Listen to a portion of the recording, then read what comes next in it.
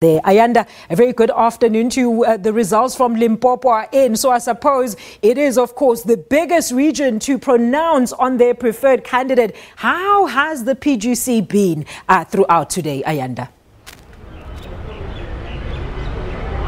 Good afternoon to you, Alicia, and a very good afternoon to our viewers. Well, yes, Alicia, we hear that Limpopo has made its pronouncement, but it's still going to be a little bit of a wait here in KZN.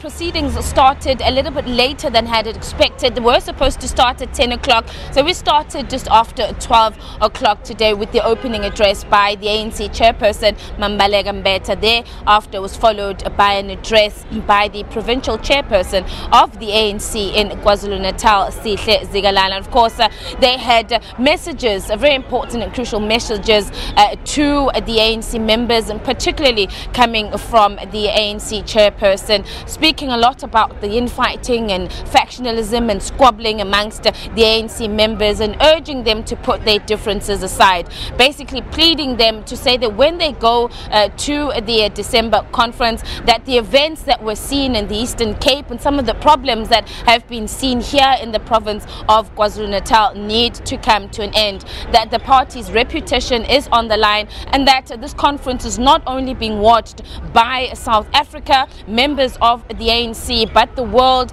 the continent as a whole is watching very closely the developments that are taking place here in South Africa, particularly with regards to the ANC. And again, the chairperson of the ANC there followed his message. He spoke on many issues pertaining to policies, and also about unity also was this key message amongst these two leaders to the delegates who are here today. But joining me now is the SABC senior political researcher Ronesh Daraj, who was inside with us and listening to both of the speeches. Let's firstly start, Ronesh, with the opening address by Mambaleka Mbete and some of the points that she made. Really, Ronesh, she's making a plea to the ANC members to say that they need to go to that conference united, and that they cannot leave that conference divided. It would be detrimental for the future of the ANC.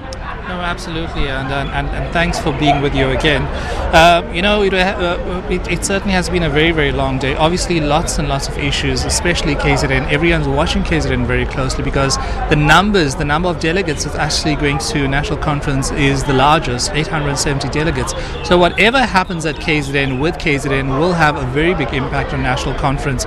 Of course, Mambaleka Mbete, the national chairperson of the ANC, spoke about a lot of issues. One of the issues that really caught my attention were the issue of t-shirts and the issue of songs. She says at national conference, comrades, let us not sing divisive songs.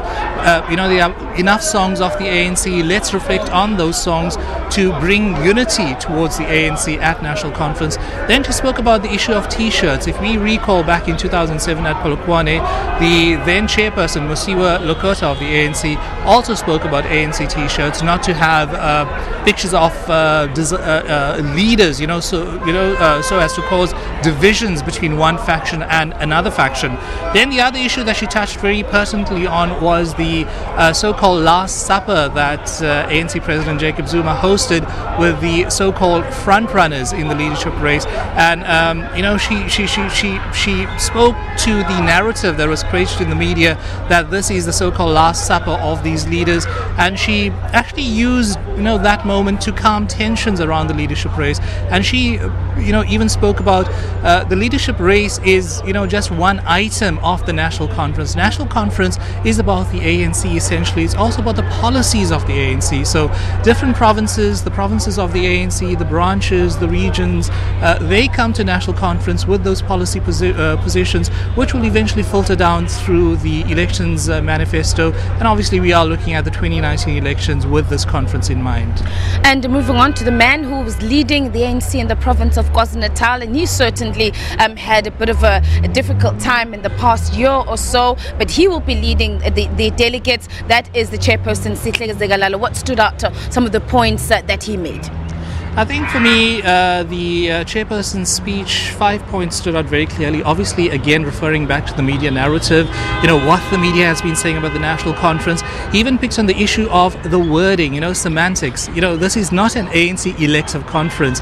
The official term, according to the ANC constitution, is the national conference. We have the ANC National Conference, then we have the ANC Policy Conference, then we have the ANC National General Council, which happens, every midterm to assess progress of those policies that are taken at national conference. Then the second thing he referred to is the ANC splinters. Obviously, everyone's watching the issue of, what if one side does not win at this conference? What's going to happen? Is there going to be another breakaway like we saw in 2008 with the emergence of COPE? Then the EFF formed in 2013. They contested elections, dented the ANC in 2014. Then they also dented the ANC standing in the 2016 local government elections. We saw what happened in the metros. They're assisting parties like the DA to run Tshwane, to run Johannesburg, to run Nelson Mandela Bay Metro. Then the third thing for me, very, very interestingly, obviously it was a swipe. It was a very veiled swipe at the Cyril Ramaphosa team, when he made reference to the New Deal versus radical economic transformation. So obviously the battle lines are drawn very, very clearly. I just want to quote something from that political report. And in that political report, he says, there is no policy of the New Deal ever discussed by any structures of the ANC. And very importantly, he also says, the invention of a New Deal does not belong to policy propositions emanating from the policy conference and is a reflection of dangerous tendencies where individuals elevate themselves above the adopted policies of the movement. This tendency only serves to advance the interest of a particular faction. I think that's absolutely telling. Again, the battle lines are drawn. He's even questioning, what is this New Deal? It's not ANC policy. Where does it come from? He even mentioned that he spoke to the ANC Deputy President, Cyril Ramaphosa. Where are the documents? What is this? Tell us more about this.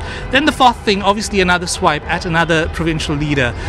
We saw last week, end of the week, Mpumalanga coming out in support of Dr. Zuma. And then the so-called unity vote, which was 223. So he's questioning, what is this unity? He just labels it political opportunism. Then the fourth thing that for me, obviously he touched on the so-called issue of the inzals and the exiles. Again, questioning, who are these inzals? Who are these exiles? What is your contribution to the struggle? What is your contribution to the ANC?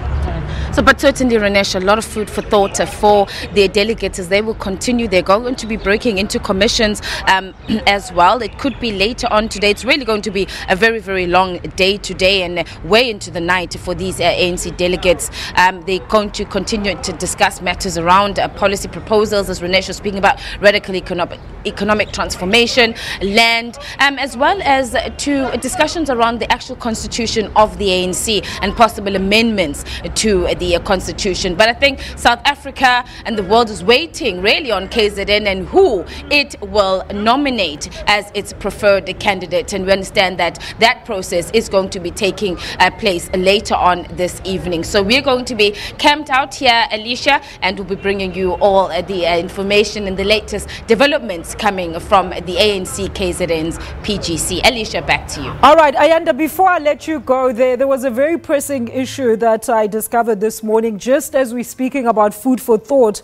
Mr. Mdumisani Ntuli dismissed any allegations of vote buying and vote rigging, saying that there was a task team that was actually assembled to deal with these grievances. But is this what you're getting on the ground, that all the disputes have been settled? Because ultimately these are the disputes that take the members, that make the members want to take the party to court. Alicia, so far as the dispute, you remember that we've been reporting quite extensively on the disputes and the complaints that have been lodged by branches here in the province of KwaZulu-Natal. There were 50 branches that lodged disputes with the province as well as with the office of the Secretary General, Mr. Gwede Mandash. There was, of course, a provincial task team that looked into the disputes, and as well as the national task team that was led by ANC NEC member Naledi Pandor. Ntumsende this morning morning telling us that they have, of the 59 of the branches were then instructed to rerun their BGMs, of which 8 have run their BGMs, and there's just 1 remaining. But we are still yet to find out, Alicia, in terms of then the other 41, whether or not what then happened to their disputes, whether they're happy with the outcome or the outcomes from the disputes committee, and whether or not they're going to be taking that matter forward. In terms of a lot of information, the branches have not been accessible to us. The ANC has not given us, in fact, information about who are the branches, except for those that we've either been there, like Ward 32, for example, here in Durban, Ward 14 in Pietermaritzburg, Williefontein, which also happens to be ANC Treasurer General Dr. Zweli Mkhize's branch. They had also lodged a dispute, and when we did try to speak to them to find out how the process, they then said to us that they were going to first allow the committees to sit and to listen to their matters. So we still cannot be sure, Alicia, whether all those matters have yet been resolved, and whether or not there could possibly be any challenges to them. We are already facing a court case here. The ANC is facing a court case here in KZN, but at the moment, from today, we do not yet know what the status of some of those branches is that lodged disputes, Alicia. Ayanda, maybe that's what you can gather for us in the upcoming hours, so that when we touch base with you much later on, we get a bit more clarity. That is our reporter on location there, Ayanda Mhlongo. She is in Durban in KwaZulu-Natal, where the ANC is having their provincial, of course, gathering, their council meeting. It is time to take a look now at the latest in your Weather News. Good.